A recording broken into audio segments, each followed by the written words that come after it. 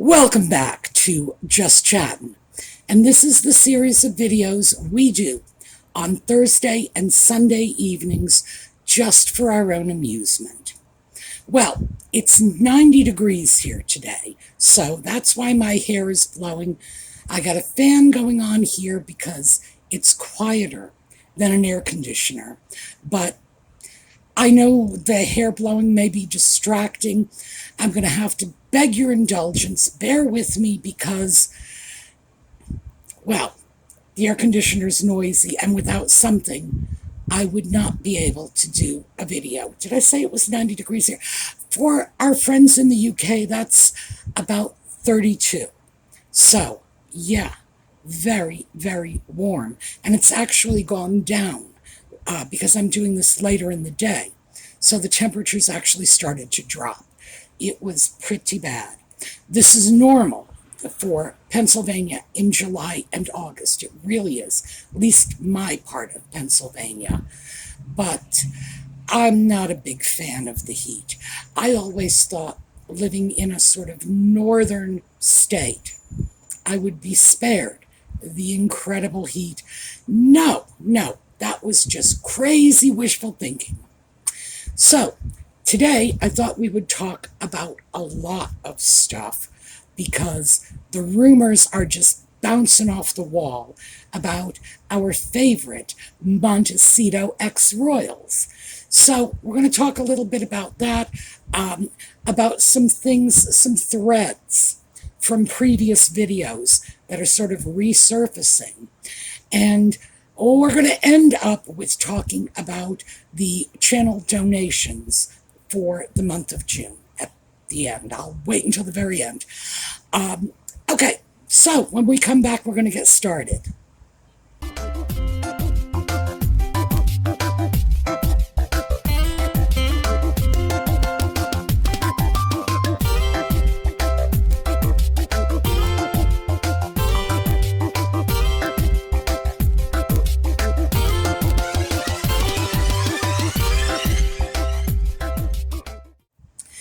So let's start with the sock puppet, because he is always good for a laugh.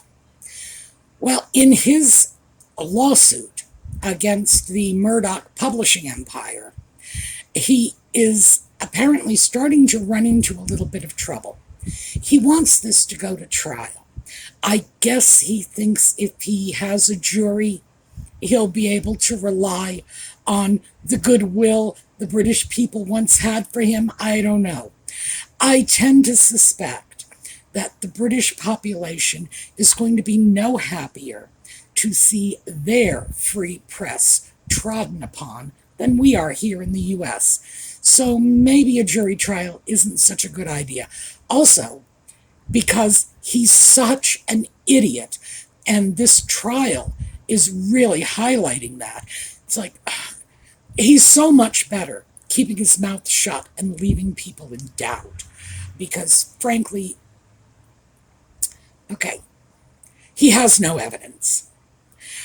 His basis for the lawsuit, which is now coming out now, he sort of kept this under his hat for a while, with very good reason, I should say. He believes that the reason he didn't have to sue before within a reasonable time period, and I had questioned that when the trial first came about. It's like, is there no statute of limitations? Is there no time frame in which you have to bring a lawsuit? Apparently there is. But the sock puppet says, and it's going to kill me, but I'm going to try very hard to do this with a straight face. The reason he did not bring the suit when he first discovered he had allegedly been hacked, and this would have been more than 10 years ago, is because he believes, and I'm sure he does, that there was a conspiracy between Buckingham Palace and the news media silencing everybody, and that they were going to do some behind-the-scenes machinations that would have resulted in him getting a payout, getting a settlement. We will give him money. And his interest in the settlement that William allegedly received as part of his involvement in being hacked. I shouldn't say involvement, makes it sound like he was hacking people. But in fact, it was Catherine who was the biggest hacking victim in this whole thing. And apparently William got a very good settlement out of it.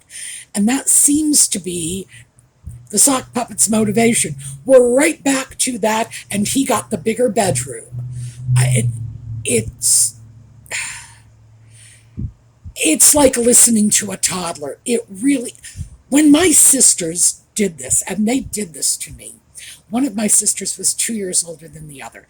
And I remember one day giving one sister, the older, 2 cookies, and the younger sister 1 cookie.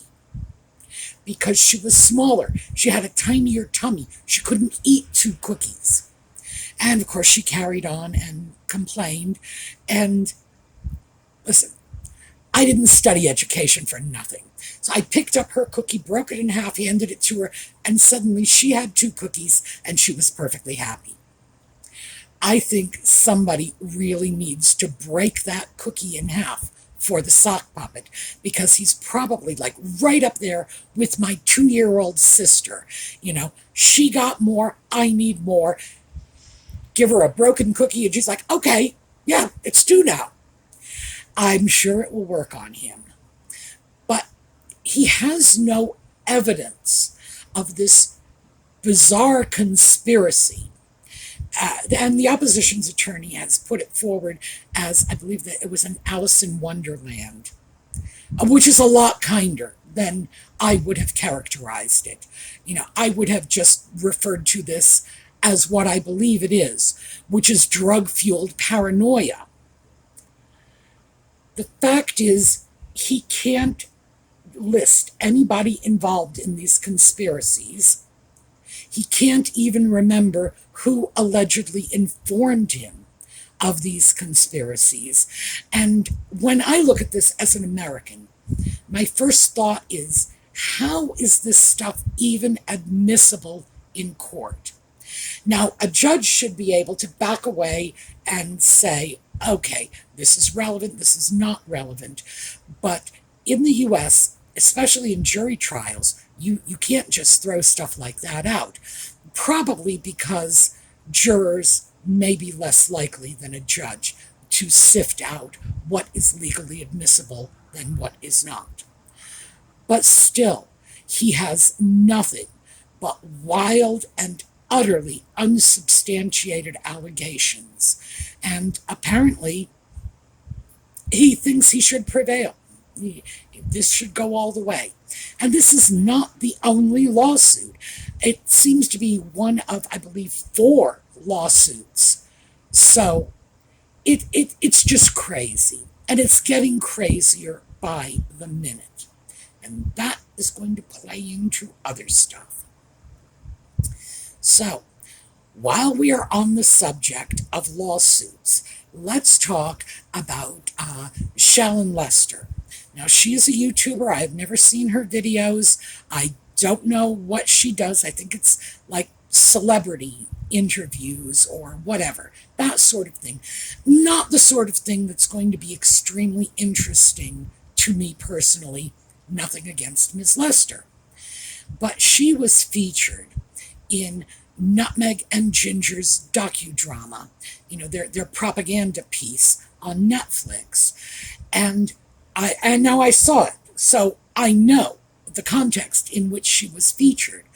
And when they were talking with Christopher Boozy, who, of course, sees conspiracies and racism in every corner, when he was talking about this mythical cabal of 83 Twitter users who are responsible for every evil thing that's ever been said about Nutmeg, and this has been disproven again and again and again.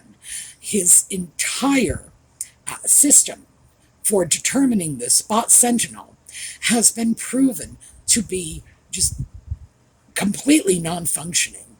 And if you want more information on that, go take a look at some of the stuff Nate the lawyer has done, because he fed Twitter posts that were scary, to say the least. I mean, neo-Nazi racist wahoo stuff, and Bot Sentinel just came back and checked them as having no problem.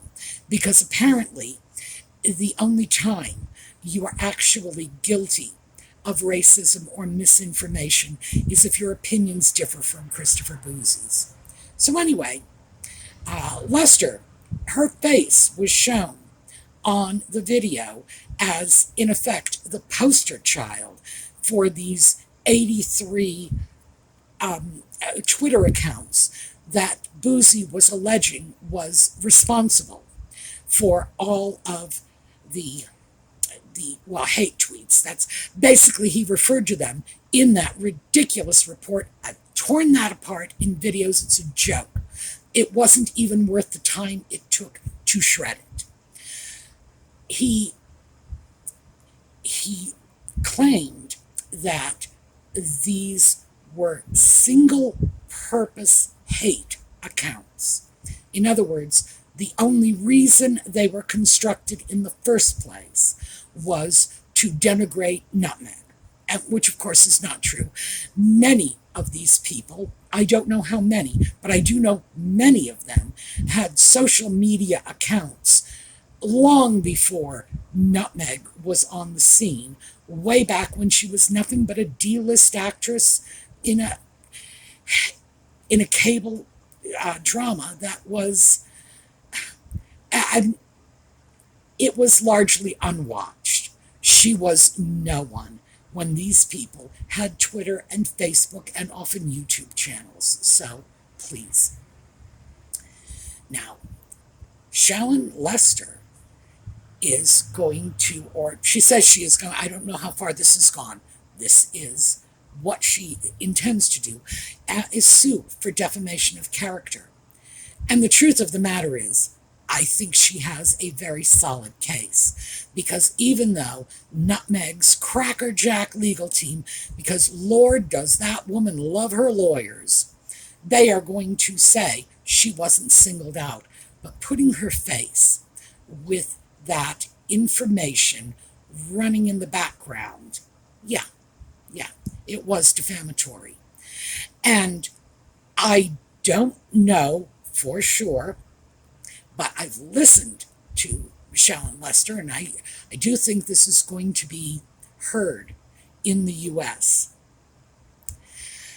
Well, UK law on defamation may be a little different than U.S. law, but frankly, without any special legal knowledge, just an observer, I would say offhand, she's got a really solid case. So, especially considering the fact that it would allow her to go into court because Boozy was involved in this and on camera while this was going on. She'll be able to shred all of his so-called research, which of course is going to be good for the entire Megxit community, but definitely there's nothing to substantiate the allegations that were made about these 83 alleged single-purpose hate accounts, yet her picture was on the screen. I would say, yeah, that is indeed defamation. So next up, the big rumor, of course, is that Nutmeg and the sock puppet are separating, that they are divorcing, the marriage has imploded, and Charles is going to pay money to, rid the house of her. Well, it's all in the realm of rumor right now, but there is a lot of sort of circumstantial evidence to support this. They have separated their brands recently. Nutmeg is keeping her head down, basically giving the sock puppet enough rope to hang himself. No one can be blamed for that but him. And they did have a recent outing, and this is the interesting thing. This was a couple of days ago, and they were allegedly photographed out holding hands. Well, I've looked up all of the pictures from this particular outing, and I cannot find a single one in which they are holding hands. Now, granted, I'm blind. That's not even debatable. Absolutely not. I read and write Braille. I got the white cane. I am blind. But I can still figure out whether or not two people are holding hands. And the fact is that there is so much just contained within the photographs to indicate that the pictures of Nutmeg and the sock puppet may have actually been taken at different times of the day. I'm going to back away from that, and I'm just going to say, do not put much faith in that. Write it off as a rumor along with the rest of this. And of course, it's probably to water down the talk that they are separating, divorcing. I believe at this point they have probably already separated, that's done, that the relationship is not imploding now. It has imploded already, past tense. Another interesting thing is those photographs of the two of them holding hands, which were the property of Backrid. And remember, Nutmeg and Ginger just went after Backrid because Backrid allegedly chased them down in that high-speed, near-catastrophic car chase in downtown New York. I've been in downtown New York. Believe me, that doesn't happen. It can't happen. For those of you who do not know what New York City traffic is like, it's like every image that comes to your head of bumper-to-bumper gridlock traffic. It's really, you get out of the car and you walk. You know those movies where the hero isn't getting to the bad guy on time and he jumps out of the car and starts running?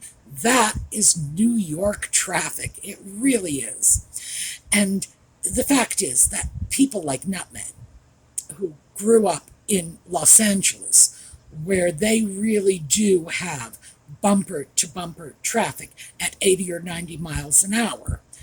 By the way, I don't know if it is actually that bad.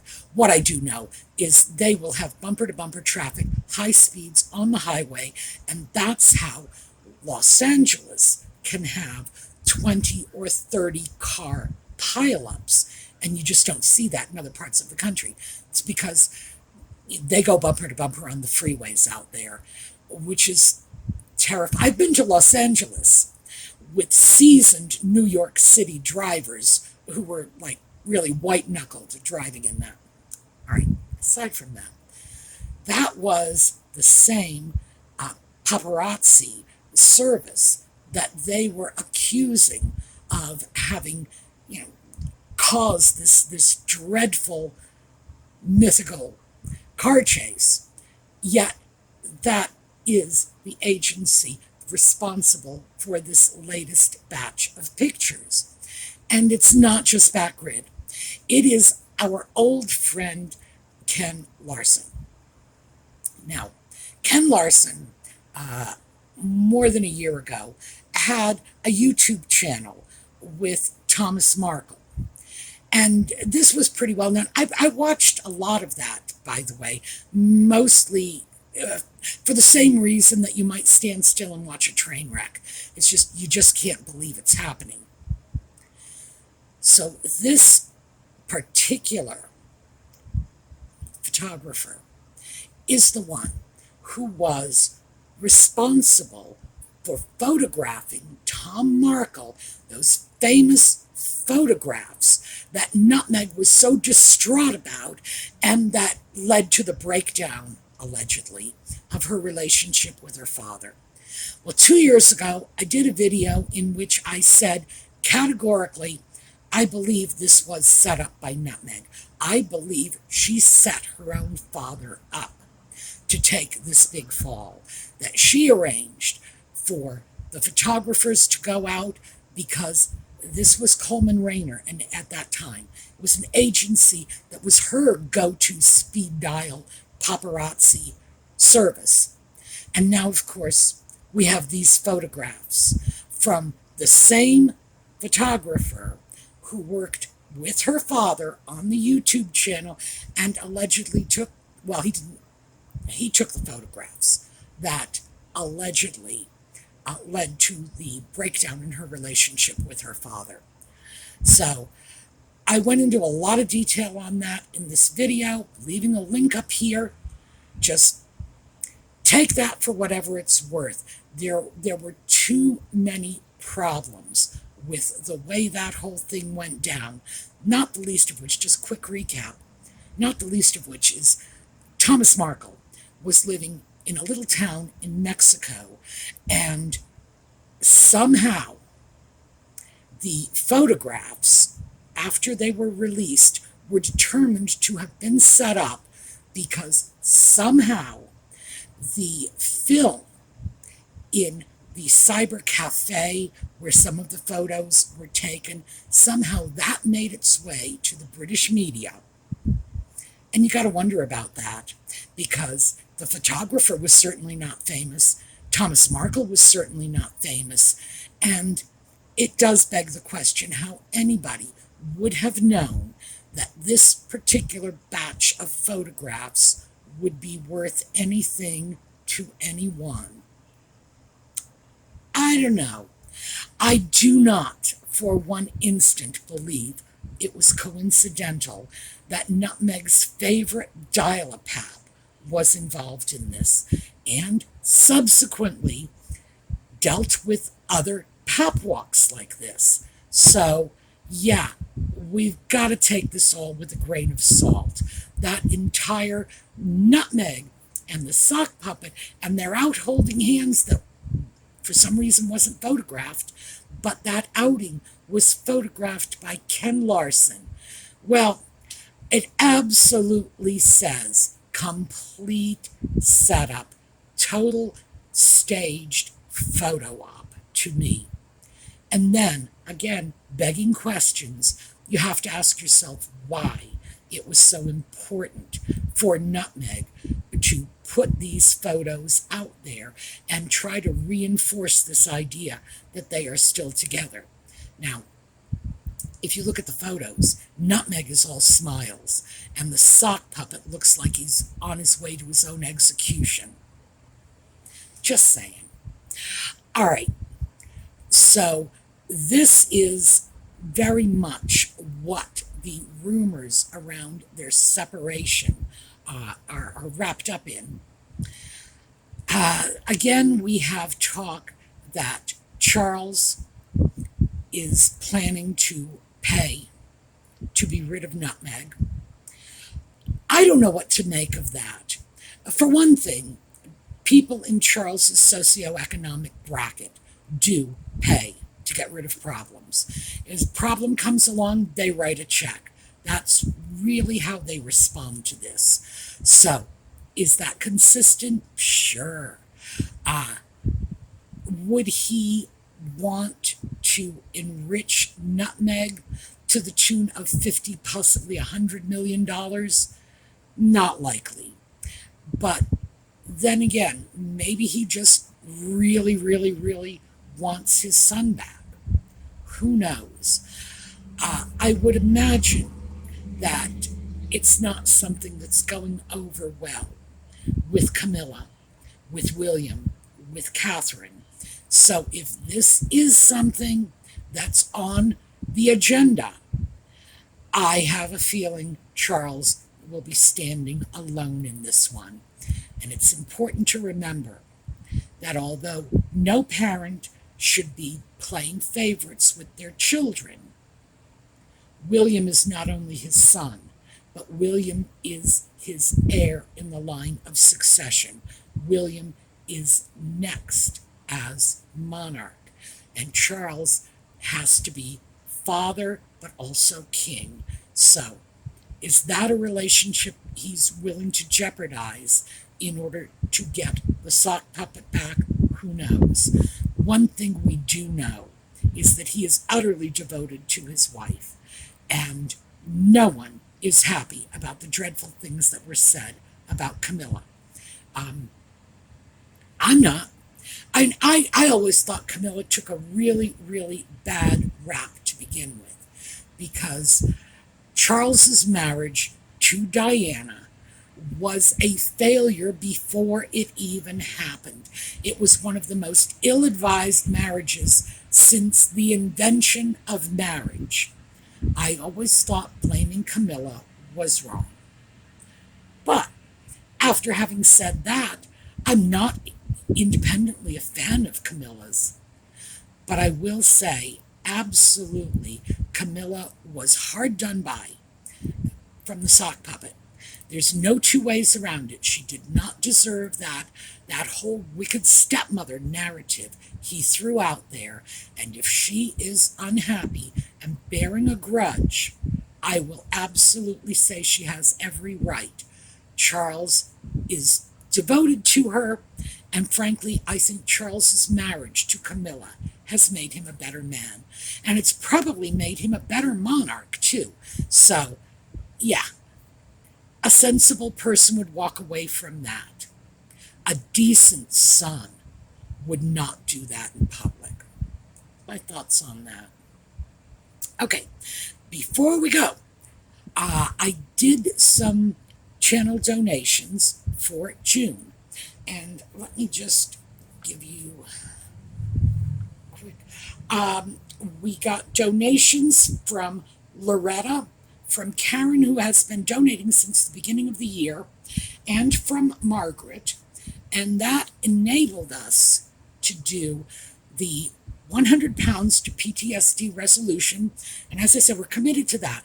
And that's something that's going to come out of the channel funds regardless, because Trevor Colt's channel monetization is not even going to be reviewed until 2024.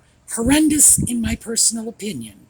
I do not like that his voice has been silenced, especially by people who are so allegedly dedicated to stopping misinformation and to making sure their own voices are heard. I comment on that.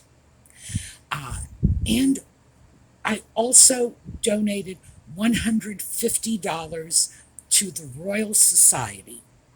I have been looking for good charities in the UK, charities that are highly ranked, and of course, it doesn't hurt that it's the Royal Society. Yes, my preference would be always to put the money where it could do the most good for people in the greatest need, but I am having a devil of a time finding ways to transfer funds from the US to the UK. I wanted to make a donation to the Royal Foundation, but the only way I can do that is through the American arm of the Royal Foundation. And when I went to their website, I was greeted by an introduction from the sock puppet. And that's when I walked away, because this is a donation being made on behalf of this entire channel community. And I know that no matter what I did to try to assure people that I do not believe the sock puppet has anything to do with this, the mere fact that he has the introductory quote would not sit well with some of our viewers, perhaps even most of our viewers. I'm going to have to find another way to make a donation, because I really would like the channel to be able to support William's Homewards initiative. I think this is very good. I think it deserves support, and I'd love to see us be able to do that. I just have no idea how to get the money to them. So, having said that, if any of our UK viewers would be willing to help, if I could just send the money and then you give it to them, that would be great. All you would need is to have been a member of our YouTube channel community here on Sumi for a period of time long enough so that I recognize you from the comments and have a PayPal account. And that's it. Also, if the donations come from a UK citizen, I believe your government will throw in a little bit of extra money. It's not quite matching funds, but it's some percentage of matching funds, which would mean this initiative would get even more money. And that would be great. So give it some thought. Anybody willing to help out, I would love to hear from you in the comments. But what we did donate to was the Royal Society. And for those of you who are not familiar with the Royal Society, they have been around since 1660, and they have promoted and funded scientific advancements in all kinds of fields, and everything from botany to navigation.